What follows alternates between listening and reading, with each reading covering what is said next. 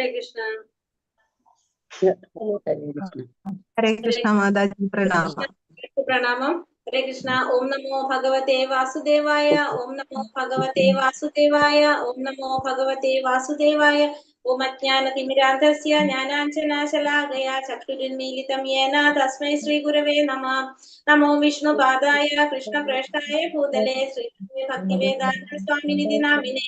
नमस्ते सारस्वते देवे गौरवाणी प्रचारिणे निर्विशेष शून्यवादी पाश्चात्य देशधारिणे। जय श्री कृष्ण चैतन्य प्रभु नित्यानंद श्री अद्वैत गदाधर श्री वासुदेव गौरभक्त। हरे कृष्ण कृष्ण कृष्ण हरे हरे हरे राम हरे हरे।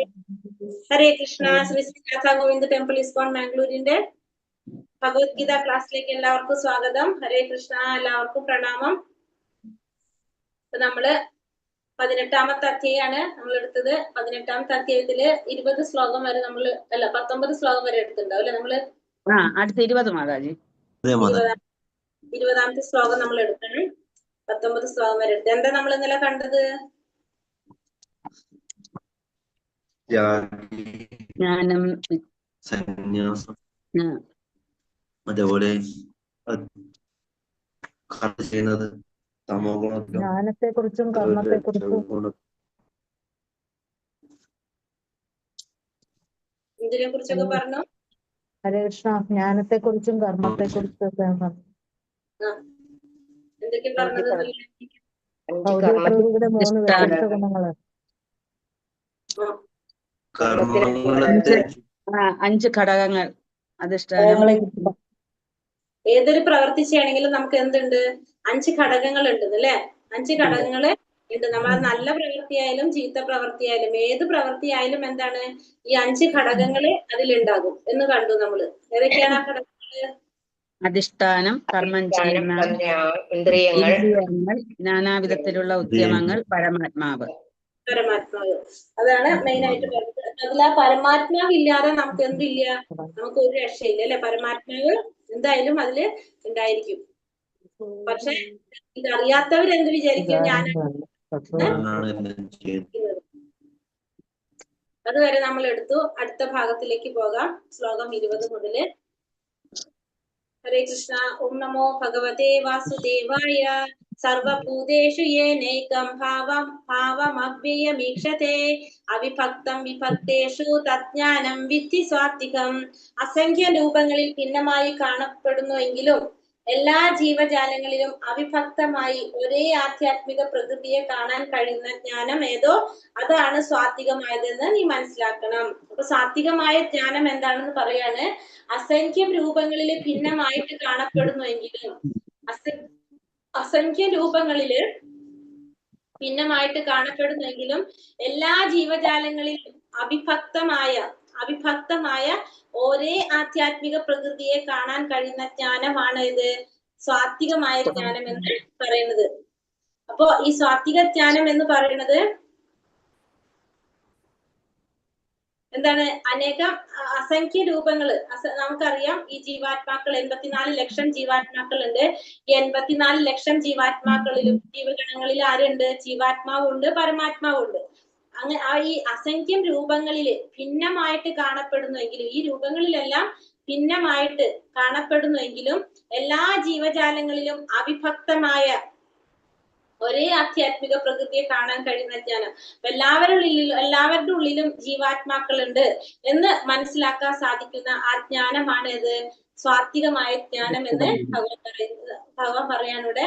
അസംഖ്യ രൂപങ്ങളിൽ ഭിന്നമായി കാണപ്പെടുന്നെങ്കിലും എല്ലാ ജീവജാലങ്ങളിലും അവിഭക്തമായി ഒരേ ആധ്യാത്മിക പ്രകൃതിയെ കാണാൻ കഴിയുന്ന ജ്ഞാനമാണ് എന്ത് സ്വാത്വികമായ ജ്ഞാനം എന്ന് പറയുന്നത്.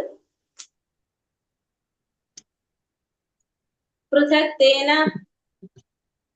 പൃഥക്തേന തു യജ്ഞാനം നാനാഭാഗാൻ പൃഥക്തിതാൻ വേത്തി സർവേഷു ഭൂതേഷു തജ്ഞാനം വിദ്ധി രാജസം. ഓരോ ശരീരത്തിലും വെവ്വേറെ തരത്തിലുള്ള ജീവാത്മാവ് കുടികൊള്ളുന്നു എന്ന് തോന്നിക്കുന്ന ജ്ഞാനം രാജസമാണെന്ന് ഈ അറിയണം. അപ്പൊ എല്ലാ ശരീരത്തിലും ഇരിക്കുന്ന ജീവാത്മാവ് വേറെ വേറെയാണ് എന്ന് തോന്നിക്കുകയാണെങ്കിൽ ഓരോ ശരീരത്തിലും വെവ്വേറെ തരത്തിലുള്ള ജീവാത്മാവാണ് കുടികൊള്ളുന്നത് എന്ന് ചിന്തിക്കുന്ന ജ്ഞാനമാണ് എന്ത് രാജസികമായിട്ടുള്ള ജ്ഞാനം എന്ന് പറയുന്നത്. അപ്പൊ ഇവിടെ ശരീരം ഒന്നാമത്തിൽ നമ്മൾ പറഞ്ഞു എല്ലാത്തിലും ജീവാത്മാക്കൾ ഉണ്ട് എന്ന് മനസ്സിലാക്കുന്ന ജ്ഞാനമാണ് എന്ത് സാത്വികമായിട്ടുള്ള ജ്ഞാനം എന്ന് പറയുന്നത്. അപ്പൊ എല്ലാത്തിലും ദേവന്മാരാകട്ടെ മനുഷ്യനാകട്ടെ പക്ഷികളോ ജലജന്തുക്കളോ സസ്യങ്ങളോ ഏത് തരത്തിലുള്ള ആയാലും ഒരേ ജീവാത്മാവിനെ കാണാൻ സാധിക്കും. എല്ലാ സർവ്വജീവികളിലും ഒരേ ജീവാത്മാവിനെ കാണാൻ സാധ്യമാക്കുകയാണെങ്കിൽ എല്ലാത്തിലും ഒരേപോലെ ആ ചൈതന്യം നിലനിൽക്കുന്നുണ്ടെന്ന് അറിയുകയാണെങ്കിൽ അത് സാത്വികമായിട്ടുള്ളത്.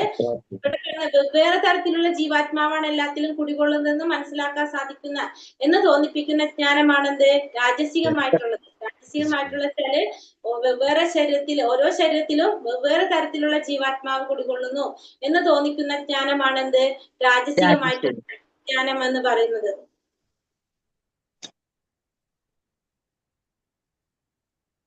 യത്തു കൃഷ്ണവതേ കസ്മിൻ കാര്യേ സക്തം അഹൈതുകം അദത്വാർത്ഥ വദൽപം ച തത്തമാസമുദാഹൃതം.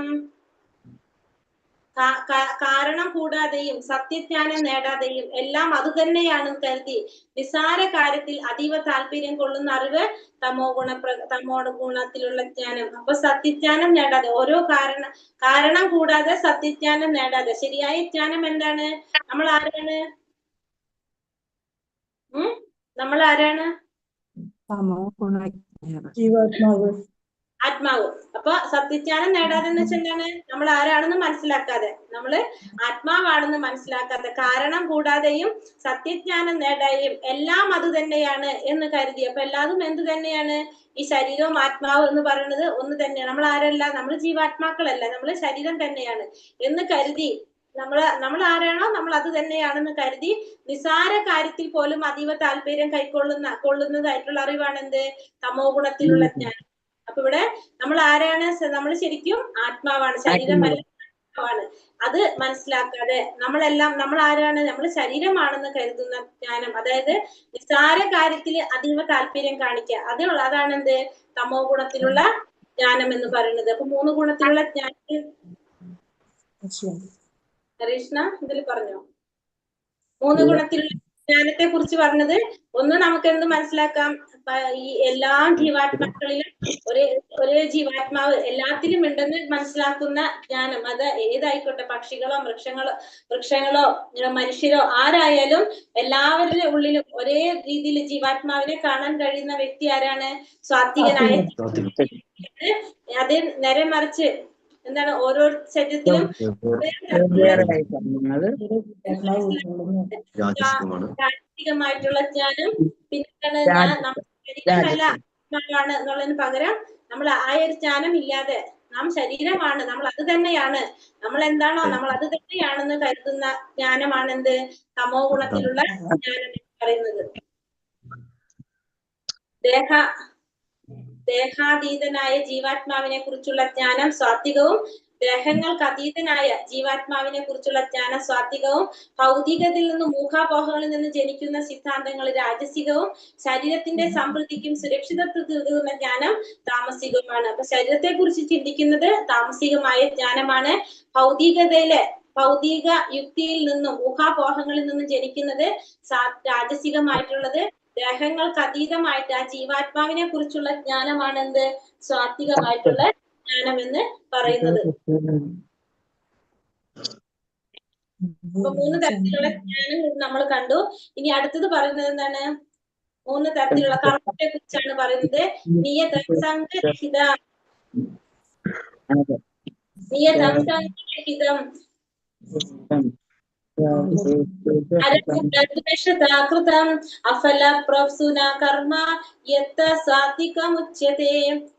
ഇവിടെ പറഞ്ഞെന്താണ്? അനാസക്തമായും രാഗദ്വേഷരഹിതമായും ഫലാസക്തി കൂടാതെയും നിയന്ത്രിതമായ വിധത്തിൽ ചെയ്യുന്ന കർമ്മം സാത്വികം എന്ന് പറയുന്നു. ആസക്തി ഇല്ലാതെ രാഗദ്വേഷരഹിതനായിക്കൊണ്ട് ഫലാസക്തി കൂടാതെ നിയന്ത്രിതമായ വിധത്തിൽ ചെയ്യപ്പെടുന്ന കർമ്മമാണ് എന്ത് സാത്വികമായ കർമ്മം എന്ന് പറയുന്നത്. അപ്പൊ ആസക്തി ഇല്ലാതെ രാഗദ്വേഷരഹിതനായിട്ട് രാഗം ദ്വേഷം അതില്ലാതെ പിന്നെ ഫലാസക്തി കൂടാതെ നമുക്ക് ഇഷ്ടാനിഷ്ടങ്ങളില്ല, ആസക്തി ഇല്ല, അതൊന്നുമില്ലാതെ ഫലത്തിൽ ആസക്തിയും ഇല്ലാതെ നിയന്ത്രിതമായ വിധത്തിൽ ചെയ്യപ്പെടുന്ന കർമ്മമാണ് എന്ത് സാത്വികമായ കർമ്മം എന്ന് പറയുന്നത്.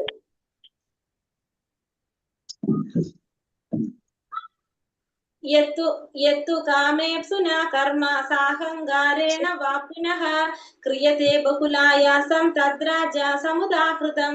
തന്റെ ആഗ്രഹം നിറവേറ്റാനായോ മിഥ്യാഹംഭാവം കൊണ്ടോ ഏറെ പ്രയാസപ്പെട്ട് ചെയ്യുന്ന കർമ്മമാണ് എന്ത് രാജസികമായ കർമ്മം എന്ന് പറയുന്നത്. തന്റെ ആഗ്രഹം നിറവേറ്റാൻ വേണ്ടിയിട്ട് മിഥ്യാഹംഭാവം കൊണ്ട് ഏറെ പ്രയാസപ്പെട്ട് ചെയ്യുന്ന കർമ്മമാണ് രാജസികമായിട്ടുള്ള കർമ്മം എന്ന് പറയുന്നത്. തന്റെ ആഗ്രഹം നിറവേറ്റാനായിട്ടോ അതല്ലെങ്കിൽ മിഥ്യാഹംഭാവം കൊണ്ട് അതിനു വേണ്ടിയിട്ട് നമ്മൾ ഏറെ പ്രയാസപ്പെട്ട് ചെയ്യുക നമ്മളെ കാര്യങ്ങൾ ചെയ്യാൻ വേണ്ടിയിട്ട്, അതാണ് എന്ത് രാജസികമായിട്ടുള്ള കർമ്മം എന്ന് പറയുന്നത്. അനുബന്ധക്ഷയം ഹിംസ മനാപേക്ഷാച്ച പൗരുഷം മോഹാദാരാഭ്യത്തെ കർമ്മ യത്താമസാമുച്യത്തെ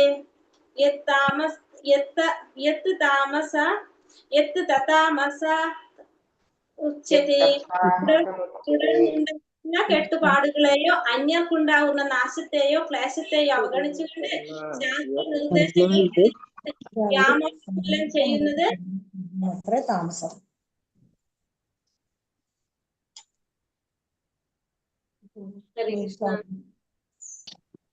ഇടയ്ക്ക് ബ്രേക്ക് ആവുന്നുണ്ടോ? ഇടയ്ക്ക് ബ്രേക്ക് ആവും.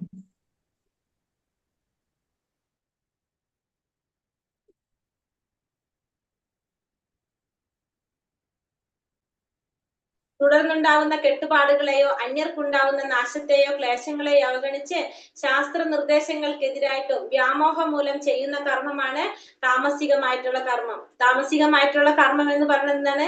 തുടർന്നുണ്ടാവുന്ന കെട്ടുപാടുകളെ കുറിച്ച് ചിന്തിക്കുന്നില്ല, അന്യർക്കുണ്ടാവുന്ന നാശത്തെ കുറിച്ചോ ക്ലേശങ്ങളെല്ലാം അവഗണിച്ചുകൊണ്ടോ ശാസ്ത്ര നിർദ്ദേശങ്ങൾക്കെതിരായിട്ട് വ്യാമോഹം മൂലം ചെയ്യപ്പെടുന്നതാണ് എന്ത് ഈ പറഞ്ഞ താമസികമായിട്ടുള്ള കർമ്മം എന്ന് പറയുന്നത്. അപ്പൊ 3 തരത്തിലുള്ള കർമ്മം നമ്മൾ കണ്ടു. എന്താണ് സാത്വികമായിട്ടുള്ള കർമ്മം എന്ന് പറയുന്നത് ആസക്തി ഇല്ലാതെ രാഗദ്വേഷ രഹിതനായിക്കൊണ്ട് ഫലം ആഗ്രഹിക്കാതെ ചെയ്യുന്ന നിയന്ത്രിതമായ വിധത്തിൽ ചെയ്യുന്നതാണ് സാത്വികമായിട്ടുള്ള കർമ്മം എന്ന് പറയുന്നത്. തന്റെ ആഗ്രഹം നിറവേറ്റാൻ വേണ്ടിയിട്ട് മിഥ്യാഹംഭാവം കൊണ്ട് പ്രയാസപ്പെട്ട് ചെയ്യുന്നത് രാജസികമായിട്ടുള്ള കർമ്മം എന്ന് പറയാം. മൂന്നാമത്തത് അന്യർക്കുണ്ടാകുന്ന അല്ലെങ്കിൽ മറ്റുള്ളവർക്കുണ്ടാകുന്ന കെട്ടുപാടുകളെ കുറിച്ചൊന്നും അന്വേഷിക്കാതെ അതൊന്നും ചിന്തിക്കാതെ ക്ലേശങ്ങളൊന്നും അന്വേഷിക്കാതെ അതിനെ ഒക്കെ അവഗണിച്ചുകൊണ്ട് ശാസ്ത്ര നിർദ്ദേശങ്ങൾക്കെതിരായിട്ട് ചെയ്യുന്നതാണ് എന്ത് താമസികമായിട്ടുള്ള. അപ്പൊ 3 തരത്തിലുള്ള കർമ്മത്തെ കുറിച്ചാണ് നമ്മളിവിടെ പറഞ്ഞത്. ഇനി ജ്ഞാനം പറഞ്ഞു, കർമ്മം പറഞ്ഞു അല്ലെ. ഇനി കർത്താവിനെ കുറിച്ച് പറയാണ്. 3 തരത്തിലുള്ള കർത്താവ്. കർമ്മത്തെ കുറിച്ച് പറഞ്ഞു, ജ്ഞാനത്തെ കുറിച്ച് പറഞ്ഞു, ഇനി കർത്താവിനെ കുറിച്ച് പറയാണ്. മുക്ത സങ്കോനഹം വാദി ധൃത്യുത്സാഹസമന്വിതഃ സിദ്ധി സിദ്ധ്യർ നിർവികാര കർത്താ സാത്വിക ഉച്യത്തെ.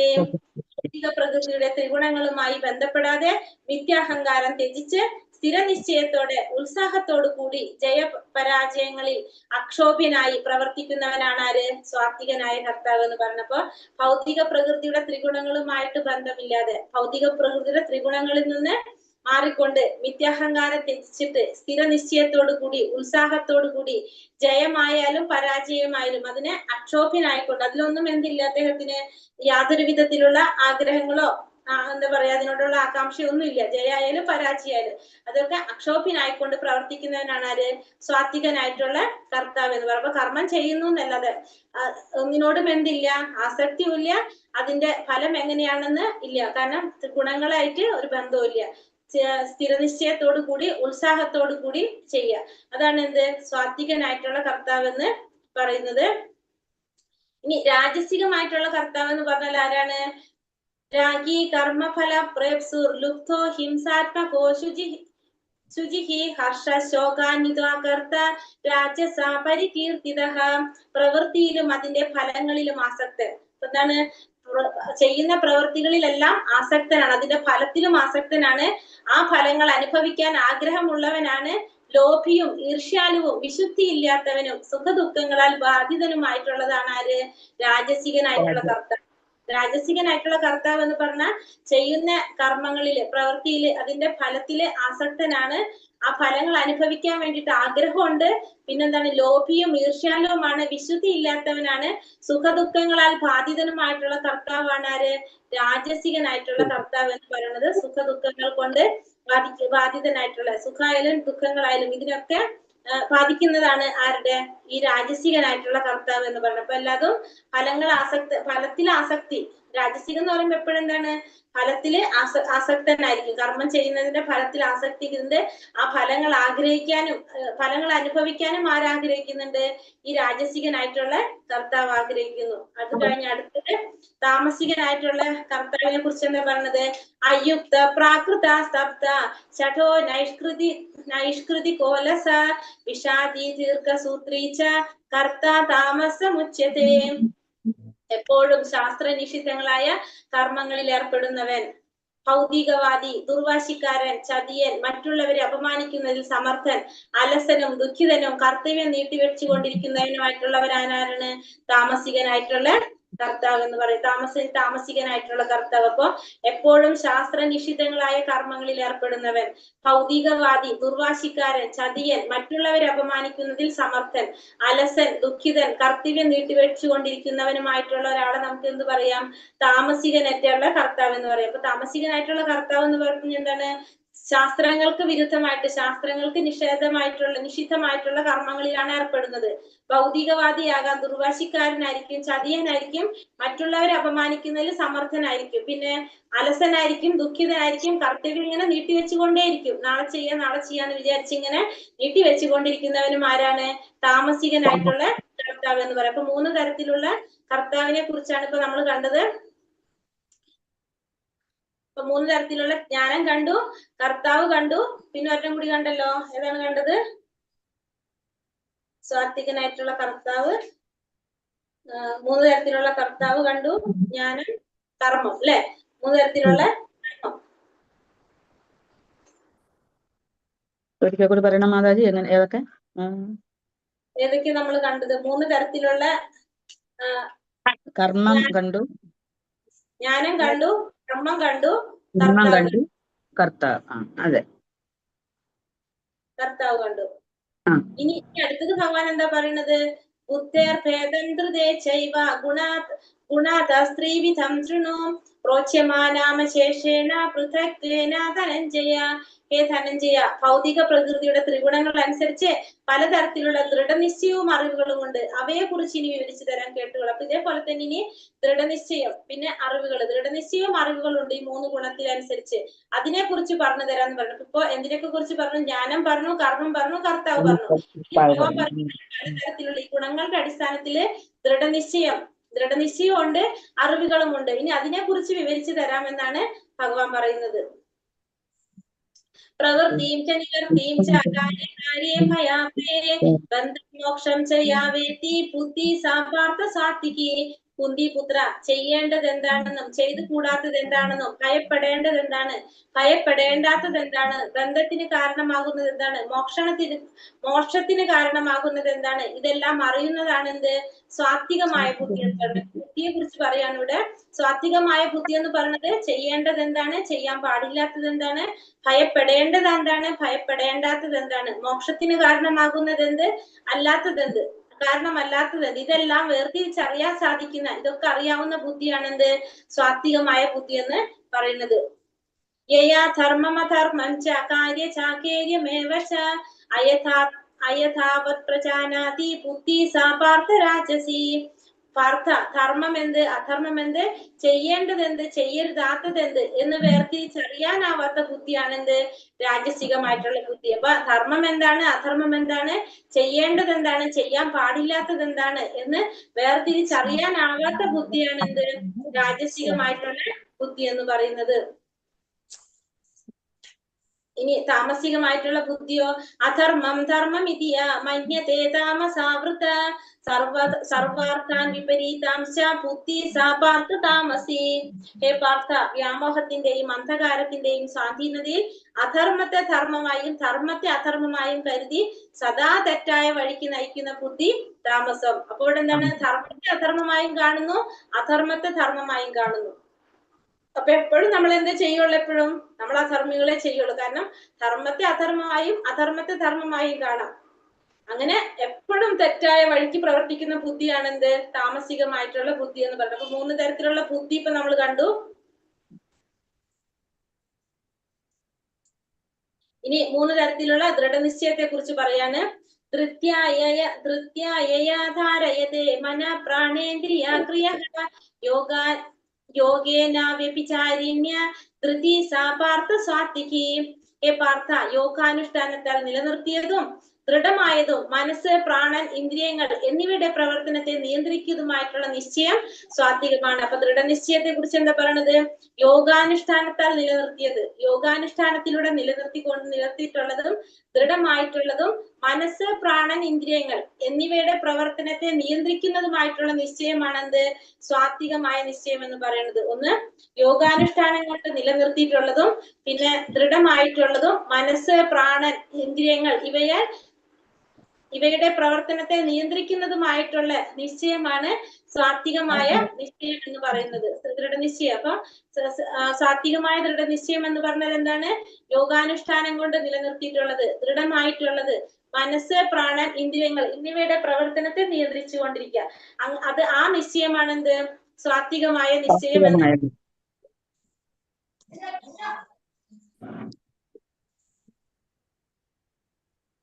പരമജ്ഞാനത്തിലുള്ള ഈ ഒരു മാർഗമാണ് യോഗം എന്ന് പറയുന്നത്. പരമജ്ഞാനത്തിലുള്ള ഒരു മാർഗമാണ് എന്ത്? യോഗം എന്ന് പറയുന്നത്.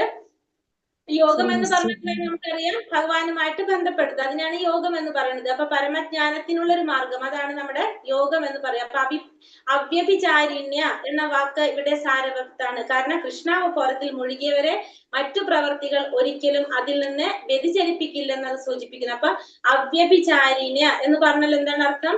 കൃഷ്ണാവതാരത്തിൽ മുഴുകിയിട്ടുള്ളവരെ മറ്റു പ്രവർത്തികള് ഒരിക്കലും അതിൽ നിന്ന് വ്യതിചലിപ്പിക്കില്ല, മറ്റു പ്രവർത്തികൾ ഒരിക്കലും അതിൽ നിന്ന് വ്യതിചലിപ്പിക്കില്ല എന്നാണ് എന്ത് സൂചിപ്പിക്കുന്നത്?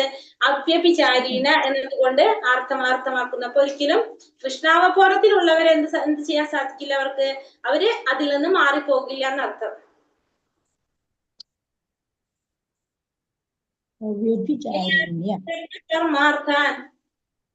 പറഞ്ഞു എന്തെങ്കിലും? യയാതു ധർമ്മകാമാർത്ഥാൻ ധൃത്യാ ധാരയതേ അർജുന പ്രസംഗേന ഫലാകാംക്ഷി ധൃതി സാ പാർത്ഥ രാജസി. അല്ലയോ അർജുന, ഏതൊരു നിശ്ചയം കൊണ്ടാണോ മനുഷ്യൻ ധർമ്മം, അർത്ഥ, കാമം എന്നിവയെ സ്വീകരിക്കുന്നത്, അവയിലുള്ള ആസക്തി കൊണ്ട് ഫലകാംക്ഷിയായി തീരുന്നത് രാജസികമായിട്ടുള്ള ദൃഢനിശ്ചയത്തെ കുറിച്ച് പറഞ്ഞത്. അപ്പൊ രാജസികമായിട്ടുള്ള ദൃഢനിശ്ചയം എന്ന് പറഞ്ഞാൽ എന്താണ്? ഏതൊരു നിശ്ചയം കൊണ്ടാണോ മനുഷ്യൻ, നമ്മള് ആ ദൃഢനിശ്ചയം നമുക്ക് എന്തിനോടാണ്? ധർമ്മം, അർത്ഥ, കാമം എന്നിവയെ സ്വീകരിക്കുന്നത്, അവയിലുള്ള ആസക്തി കൊണ്ട് ഫലകാംക്ഷിയായി തീരുന്നത്, ഫലം ആഗ്രഹിക്കുന്ന വ്യക്തിയായിട്ട് മാറുന്നത്, അതാണ് എന്ത്? രാജസികമായിട്ടുള്ള ദൃഢനിശ്ചയം എന്ന് പറയുന്നത്. അപ്പൊ രാജസികമായ ദൃഢനിശ്ചയം എന്ന് പറഞ്ഞാൽ എന്താണ്? നമ്മൾ എന്താഗ്രഹിക്കാണ്?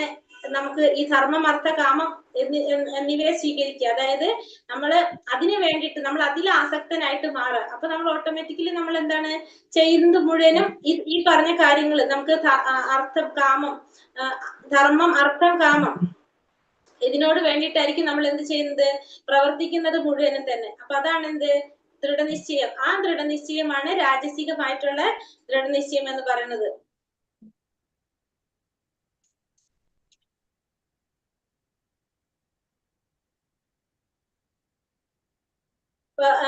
ഏതൊരു നിശ്ചയം കൊണ്ടാണോ മനുഷ്യൻ ധർമ്മം, അർത്ഥം, കാമം എന്നിവയെ സ്വീകരിക്കുന്നത്, അത്തരത്തിലുള്ള അതിൽ ആസക്തിയുള്ളത് കൊണ്ട് ഫലകാംക്ഷിയായി തീരും. അപ്പൊ ഇതിൽ ആസക്തി ഉള്ളത് കൊണ്ട് നമ്മൾ എന്തായിട്ട് മാറും? ഫലം ആഗ്രഹിക്കുന്നവനായിട്ട് മാറും. ആ നിശ്ചയമാണ് രാജസികമായിട്ട് പറയുന്നത്. അതായത് ഇവിടെ എന്ത് പറഞ്ഞു? നമ്മൾ ഇന്ദ്രിയ സന്ദർപ്പണത്തിൽ മാത്രം സുഖം കണ്ടെത്തുന്നവനും മനസ്സ്, ഇന്ദ്രിയങ്ങൾ, പ്രാണൻ എന്നിവയെ ഈ വിധത്തിൽ വ്യാപരിപ്പിക്കുന്നവനും രാജസീക ഗുണത്തില് പറയുന്നുണ്ട്. അപ്പൊ നമ്മൾ എന്തിലാണ് സുഖം കണ്ടെത്തുന്നത്? നമ്മുടെ ഇന്ദ്രിയ സന്ദർപ്പണത്തിൽ സുഖം കണ്ടെത്തുക. അതിലേക്ക് വേണ്ടിയിട്ട് നമ്മള് ഇന്ദ്രിയങ്ങള്, മനസ്സ്, ഇതിനൊക്കെ നമ്മൾ അതിലേക്ക് വേണ്ടിയിട്ട് വ്യാപരിപ്പിക്കുക. അങ്ങനെയുള്ളവരാണ് ഈ രാജസീകമായിട്ടുള്ള ദൃഢനിശ്ചയം എന്ന് വരുന്നത്. അടുത്തത് യയാ സ്വപ്നം ഭയം ശോകം വിഷാദം മതമേവച വിമുഞ്ചതി അല്ലയോ കുന്തിപുത്ര, സ്വപ്നം, ഭയം, വ്യസനം, വിഷാദം, മതം എന്നിവയ്ക്ക് അതീതമല്ലാത്ത ബുദ്ധിശൂന്യമായ നിശ്ചയം തമോ ഗുണത്തിലുള്ളതാണ്. അപ്പൊ എന്താ പറഞ്ഞത്?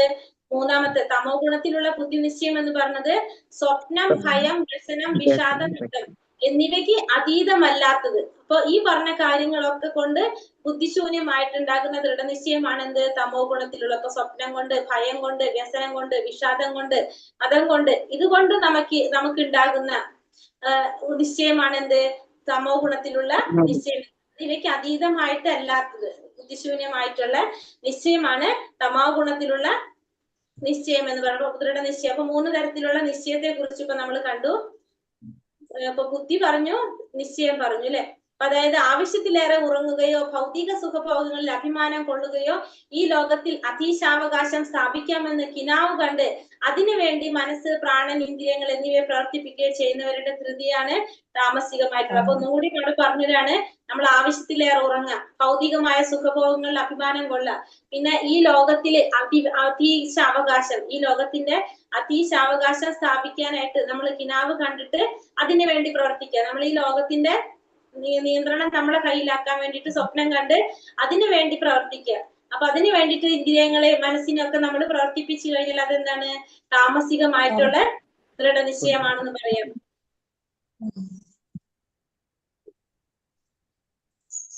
ഇനി 3 തരത്തിലുള്ള ചെയ്യുന്ന സുഖത്തെ പറ്റി പറയാം. മുക്തി നേടുകയും ചെയ്യുന്ന സുഖത്തെ പറ്റി. ഈ 36ാമത്തെ ശ്ലോകത്തിൽ എന്താ പറയണത്? സുഖം തീതാനി ത്രിവിധം ശൃണു മേ ഭരതർഷഭ അഭ്യാസാത്രമതേ യത്ര ദുഃഖാന്തം ചാനി ഗച്ഛതി. ഹേ ഭരതർഷഭ, ഭക്തനായ ജീവാത്മാവ് ആസ്വദിക്കുകയും ആ ആസ്വാദനത്തിലൂടെ ചിലപ്പോൾ സകല ക്ലേശങ്ങളിൽ നിന്നും മുക്തി നേടുകയും ചെയ്യുന്ന സുഖത്തെ പറ്റി ഇനി പറയാം. ഇത് 3 വിധത്തിലുണ്ട്. അപ്പൊ ഭക്തനായ ജീവാത്മാവ് എന്താണ്? എല്ലാം ആസ്വദിക്കുന്നു. ആ ആസ്വാദനത്തിലൂടെ ചിലപ്പോൾ എന്താണ്? സകല ക്ലേശങ്ങളിൽ നിന്ന് മുക്തി നേടാനായിട്ട് ചെയ്യുന്ന സുഖം. അപ്പൊ ആസ്വാദനിക്കുമ്പോ ചിലപ്പോ എന്താണ്? ക്ലേശങ്ങൾ ഉണ്ടാവും. ആ ക്ലേശങ്ങളിൽ നിന്ന് മുക്തി നേടാനായിട്ട് ചെയ്യുന്ന സുഖത്തെ പറ്റിയാണ് ഇനി പറയുന്നത്. അത് 3 തരത്തിലുണ്ടെന്നാണ് ഇവിടെ പറയുന്നത്. യത്തദഗ്രേ വിഷമിവ പരിണാമേ മൃദോപവം തത്സുഖം സ്വാത്വികീം പ്രോക്തം ആത്മബുദ്ധി പ്രസാദജം. ആദ്യത്തിൽ വിഷം പോലെ തോന്നിക്കുന്നതും അന്ത്യത്തിൽ അമൃത തുല്യവും ആത്മസാക്ഷാത്കാരം ഉണർത്തുന്നതുമായ സുഖത്തെ സ്വാത്വികം എന്ന് പറയുന്നു. അപ്പൊ സ്വാത്വിക സുഖം എന്ന് പറഞ്ഞാൽ ആദ്യം എങ്ങനെയാണ് തോന്നിക്കുന്നത്? ആദ്യം വിഷം പോലെ ആയിരിക്കും. ആദ്യം നമുക്കത് വിഷം പോലെ തോന്നും. അതിനുശേഷം നമുക്കത് എന്തായിട്ട് തോന്നും? അത് അമൃതമായിട്ട് മാറും. അമൃത തുല്യമായിട്ട് മാറുകയാണെങ്കിൽ അത്തരത്തിലുള്ള സുഖമാണ് എന്ത്? സ്വാത്വിക സുഖം എന്ന് പറയുന്നത്. ആദ്യം നമുക്കത് ഇപ്പൊ നമ്മള് രാവിലെ നമ്മൾ എഴുന്നേറ്റ് മംഗളാരതി അറ്റൻഡ് ചെയ്യാൻ പറഞ്ഞു, രാവിലെ നേരത്തെ എഴുന്നേൽക്കാനായിട്ട് പറഞ്ഞു. അപ്പൊ ആദ്യം നമുക്കത് എന്താണ്? വിഷം പോലെയാണ്, നമുക്കത് വലിയ താല്പര്യം ഉണ്ടാവില്ല. പക്ഷെ നമ്മൾ അത് ചെയ്ത് വരുമ്പോ നമുക്ക് എന്താവും? അതിനോട് താല്പര്യം വരും, അല്ലെ? അപ്പൊ ആദ്യത്തിൽ നമുക്ക് വിഷം പോലെ തോന്നിക്കും, പിന്നെ നമുക്കത് അമൃത തുല്യമായിട്ട് മാറും. അങ്ങനെ തോന്നുന്ന സുഖമാണ് എന്ത്? സാത്വികമായ സുഖം എന്ന് പറയുന്നത്. അപ്പൊ നമ്മളിപ്പോ ചില കാര്യങ്ങൾ നമുക്ക് ചെയ്യാനായിട്ട് ആദ്യം നമുക്ക് കുറച്ച് ബുദ്ധിമുട്ട് തോന്നും. പക്ഷെ അത് ചെയ്തു വരുമ്പോ നമുക്ക് എന്താവും? അത് നല്ലതാണ്, നമുക്ക് ചെയ്യേണ്ടതാണ്, നമുക്ക് തോന്നി നമ്മൾ അത് ചെയ്യാൻ തുടങ്ങും. അപ്പൊ അതാണ് ആദ്യം നമുക്കത് വിഷം പോലെ തോന്നിക്കും, പിന്നെ നമുക്കത് അമൃത തുല്യമായിട്ട് മാറുന്ന സുഖമാണ് സ്വാത്വികമായ സുഖം എന്ന് പറയുന്നത്. ആത്മസാക്ഷാത്കാരത്തിനുള്ള യത്നത്തിൽ ഇന്ദ്രിയങ്ങളെയും നിയന്ത്രിക്കാനും മനസ്സിനെയും ഇന്ദ്രിയങ്ങളെയും നിയന്ത്രിക്കാനും മനസ്സിനെ ആത്മാവിൽ കേന്ദ്രീകരിക്കാനുമായി ചില നിയമങ്ങൾ, നിബന്ധനകളും വഴങ്ങേണ്ടതുണ്ട്. കർക്കശങ്ങളാണ് അവയെല്ലാം. വിഷം പോലെ കൈപ്പേറിയതാണത്. അവയെ വേണ്ടുവിധം അനുഷ്ഠിച്ചാലാകട്ടെ അതീന്ദ്രിയ അവസ്ഥയിലെത്താം. ജീവിതത്തിലെ അമൃത ആസ്വാദനം ആരംഭിക്കുക. ഇപ്പൊ നമ്മൾ പറഞ്ഞ യമനിയമങ്ങൾ നമ്മൾ പറഞ്ഞല്ലേ, നമുക്ക് ചിലത് പാലിക്കേണ്ട കാര്യങ്ങളുണ്ട്, ചിലത് നമ്മൾ ഉപേക്ഷിക്കേണ്ടതായിട്ടുള്ളതുണ്ട്. യമനിയമങ്ങളെല്ലാം തന്നെ. അപ്പൊ ഇത് നമുക്ക് എങ്ങനെയാ തോന്നുന്നത്? ആത്മസാക്ഷാത്കാരത്തിനുള്ള യത്നത്തില് ഈ മനസ്സിനെയും ഇന്ദ്രിയങ്ങളെയും നിയന്ത്രിക്കാനായിട്ട് ആത്മാവിൽ ശ്രദ്ധ കേന്ദ്രീകരിച്ചുകൊണ്ട് നമുക്കതിനെ നിയന്ത്രിക്കാം. അപ്പൊ ഈ യമനിയമങ്ങൾ നമ്മൾ പാലിക്കേണ്ടതായിട്ട് വരും. പക്ഷെ ആദ്യം നമുക്കത് എന്താണ്, വിഷം പോലെയാണ്, നമുക്കത് ചെയ്യാനായിട്ട് ബുദ്ധിമുട്ടാണ്.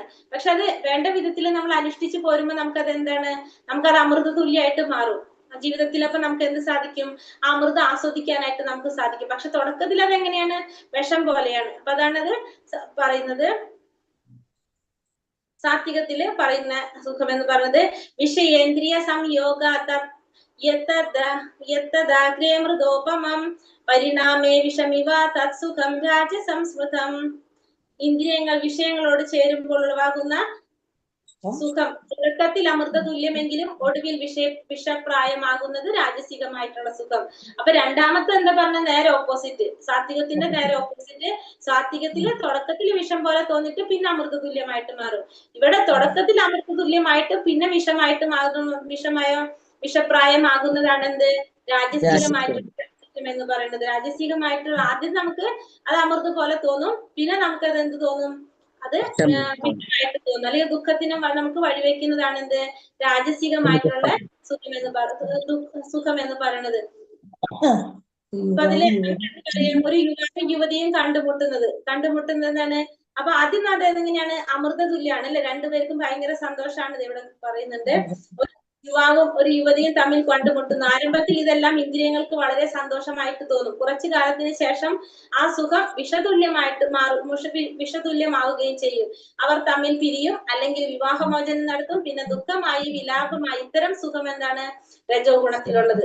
ആദ്യം നമുക്കത് അമൃതമായിട്ട് തോന്നും, പിന്നെ നമുക്കത് വിഷതുല്യമായിട്ട് മാറുന്നത് എന്താണ്, രാജസീയമായിട്ടുള്ള സുഖം എന്ന് പറയും. സുഖം മോഹാത്മനഃ നിത്രാലസ്യ പ്രമാദോർത്ഥം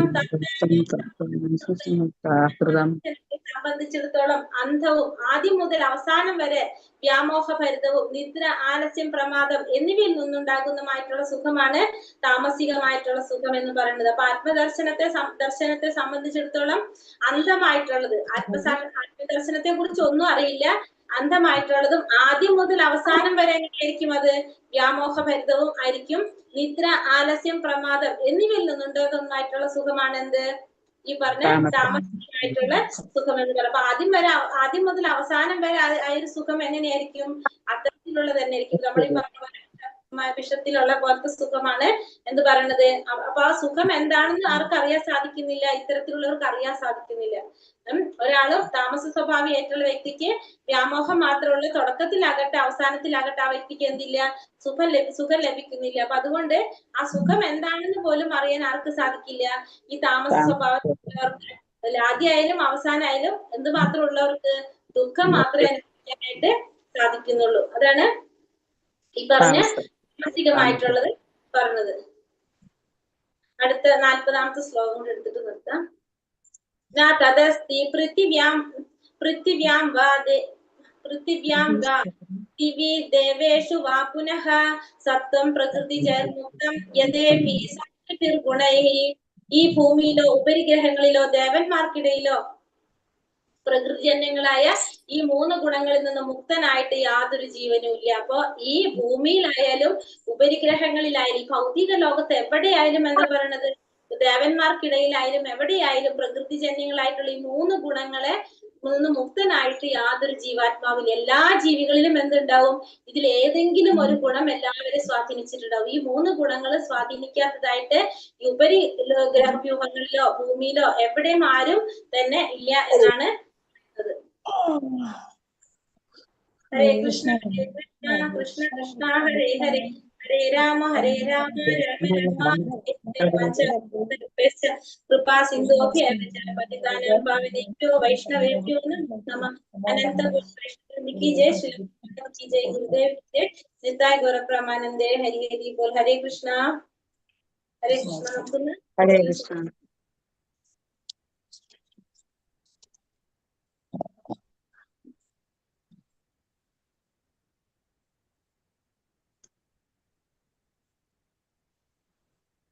ക്വസ്റ്റ്യൻസ് നോക്കാം നമുക്കൊന്ന്.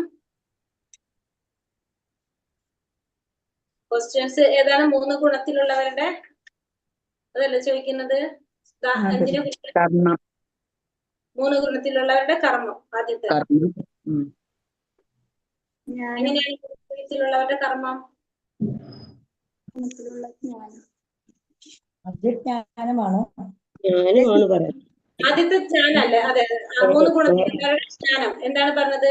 സാത്വികമായ ജ്ഞാനം എന്ന് പറഞ്ഞാൽ എന്താ? അസംഖ്യം അസംഖ്യ രൂപങ്ങളിൽ ഭിന്നമായി കാണപ്പെടുന്നുവെങ്കിലും എല്ലാ ജീവജാലങ്ങളിലും അവിഭക്തമായ ഒരേ ആധ്യാത്മിക പ്രകൃതിയെ കാണാൻ കഴിയുന്ന ജ്ഞാനം ഏതോ അതാണ് സാത്വികമായതെന്ന് എല്ലാവരും ഒരേ രീതിയിൽ ജീവാത്മാവ് എല്ലാവരിലും ഉണ്ടെന്ന് കാണാൻ സാധിക്കുന്ന ജ്ഞാനമാണ് സാത്വികമായിട്ടുള്ള ജ്ഞാനം എന്ന് പറയുന്നത്. അത് എല്ലാ ജീവാത്മാക്കളിലും ആരായാലും എല്ലാവരിലും ആരെ കാണാൻ സാധിക്കും?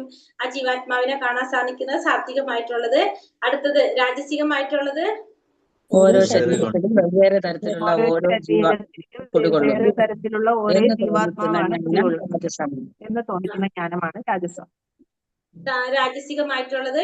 ഇനി താമസികം കാരണം കൂടാതെയും സത്യജ്ഞാനം നേടാതെയും എല്ലാം അത് തന്നെ എന്ന് കരുതി നിസ്സാര കാര്യത്തിൽ അതീവ താല്പര്യം കൊണ്ടുമായ അറിവാണ് തമോ ഗുണം. ഗുണത്തിലുള്ളത് പറയുന്നത്. അപ്പൊ 3 ഗുണത്തിലുള്ള അടുത്തത് 3 ഗുണത്തിലുള്ള കർമ്മത്തെ കുറിച്ച് പറയുന്നത് ഫലോദ്ദേശം കൂടാതെ അനാസക്തമായും രാഗദ്വേഷരഹിതമായും ഫലാസക്തി കൂടാതെയും നിയന്ത്രിതമായ വിധത്തിൽ ചെയ്യുന്ന കർമ്മം സാത്വികം എന്ന് പറയുന്നു.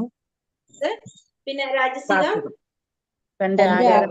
ആഗ്രഹം നിറവേറ്റാനായോ നിത്യാസംഭാവം കൊണ്ടോ ഏറെ പ്രയാസപ്പെട്ടിരുന്ന കർമ്മം രാജസകർമ്മം. രാജസികമായിട്ടുള്ളത് താമസികം തുടർന്നുണ്ടാകുന്ന കെട്ടുപാടുകളെയോ നാശത്തെയോ ക്ലേശങ്ങളെയോ അവഗണിച്ച് ശാരീരിക നിർദ്ദേശങ്ങൾക്കെതിരായും വ്യാമോഹം മൂലം ചെയ്യുന്ന കർമ്മം താമസം. താമസികമായിട്ടുള്ളത് പറഞ്ഞു. ഇനി 3 ഗുണത്തിലുള്ള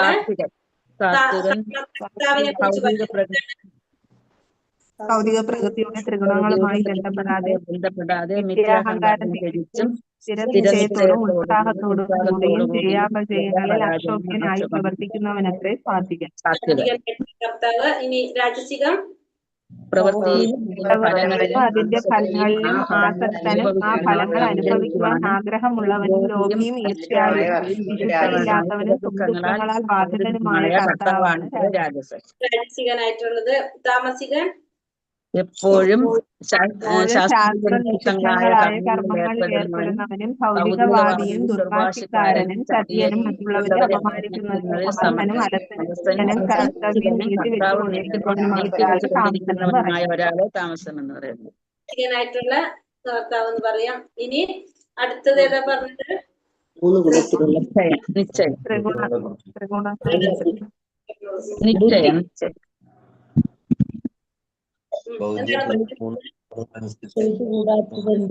കുന്തിപുത്ര, ചെയ്യേണ്ടതും ചെയ്തുകൂടാത്തതും എന്തെന്ന് ഭയപ്പെടേണ്ടതും ഭയപ്പെടേണ്ടതുമെന്തെന്നും ബന്ധത്തിനും മോക്ഷത്തിനും കാരണമാകുന്നതെന്ത് എന്നെല്ലാം അറിയുന്നതാണ് സാത്വിക ബുദ്ധി.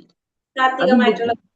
അടുത്തത് രാജസികം ധർമ്മമെന്ത് അധർമ്മമെന്തെന്ന് ചെയ്യേണ്ടതെന്ത് ചെയ്യാത്തതെന്ത് എന്ന് ായിട്ടുള്ള ബുദ്ധി. താമസികം വ്യാമോഹത്തിന്റെയും അന്ധകാരത്തിന്റെയും സ്വാധീനതയിൽ അധർമ്മത്തെയും ധർമ്മമായും പ്രവർത്തിക്കുന്ന ബുദ്ധി താമസം. താമസികനായിട്ടുള്ള ബുദ്ധി എന്ന് പറയാം. അടുത്തത് താമസ ബുദ്ധി കഴിഞ്ഞാൽ അടുത്തത് എന്താണ് പറഞ്ഞത്? നിശ്ചയം എന്ന വാക്കുകൊണ്ട് എന്താണ് എന്ന വാക്കുകൊണ്ട് എന്താണ് ഉദ്ദേശിക്കുന്നത്? എന്താണ്? കൃഷ്ണാവബോധത്തിൽ മുഴുകി മറ്റു പ്രവൃത്തികൾ ഒരിക്കലും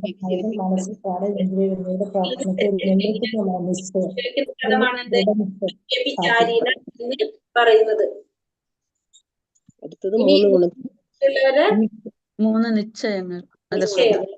നിശ്ചയം യോഗാനുഷ്ഠാനത്തിൽ നിലനിർത്തിയും ദൃഢമായും മനസ്സ്, പ്രാണൻ, ഇന്ദ്രിയങ്ങൾ എന്നിവയുടെ പ്രവർത്തനത്തെ നിയന്ത്രിക്കുന്നതുമായ നിശ്ചയം സാത്വികം. സാത്വികമായിട്ടുള്ളത്. രാജസികം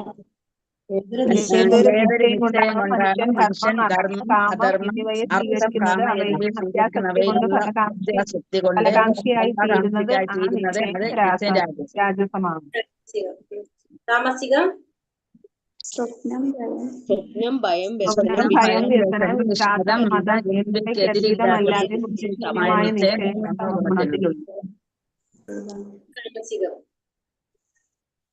ഇനി അടുത്തത് സുഖം. ആദ്യത്തേത് വിഷം പോലെയും വിഷം പോലെ തോന്നിക്കുന്നതും അന്ത്യത്തിൽ അമൃത തുല്യവും ആത്മസാക്ഷാത്കാരവും ഉണർത്തുന്നതുമായ സുഖത്തെ സാത്വിക സുഖം എന്ന് പറയും. അടുത്തത് അടുത്ത രാജസുഖം. ഇന്ദ്രിയങ്ങൾ വിഷയങ്ങളോട് ചേരുമ്പോൾ ഉളവാകുന്ന സുഖം തുടക്കത്തിൽ അമൃത തുല്യമാകുമെങ്കിലും ഒടുവിൽ വിഷപ്രായമായ രാജമാണ് രാജസുഖം. ആദ്യം അമൃതതുല്യ തോന്നും, പിന്നെ അത് വിഷമയമാകുന്നത് രാജസികം. താമസികാണെങ്കിലോ ആത്മദർശനത്തെ സംബന്ധിച്ചിടത്തോളം ആദ്യം മുതൽ അവസാനം വരെ മോഹഭരിതവും നിദ്ര, ആലസ്യം, പ്രമാദം എന്നിവയിൽ നിന്നുണ്ടാകുന്ന സുഖമാണ് താമസം. താമസിക. അപ്പൊ താമസികമായിട്ടുള്ള സുഖം എന്ന് പറയുമ്പോ അവരെന്തൊരിക്കലും എന്താ അനുഭവിക്കുന്നില്ല? സുഖം അനുഭവിക്കുന്നില്ല. ആദ്യം തൊട്ട് അവസാനം വരെ ദുഃഖം മാത്രമേ അവർക്ക് ഉണ്ടാകുന്നുള്ളൂ താമസികത്തിൽ പറയുമ്പോ. ഹരേ കൃഷ്ണ. ഇനി ഉണ്ടോ ക്വസ്റ്റ്യൻ നിർത്തതില്? ഇല്ല, ഇതുവരെ. ഹരേ കൃഷ്ണ. അപ്പൊ ഇന്ന് പറഞ്ഞതിൽ എന്തെങ്കിലും സംശയങ്ങളുണ്ടോ?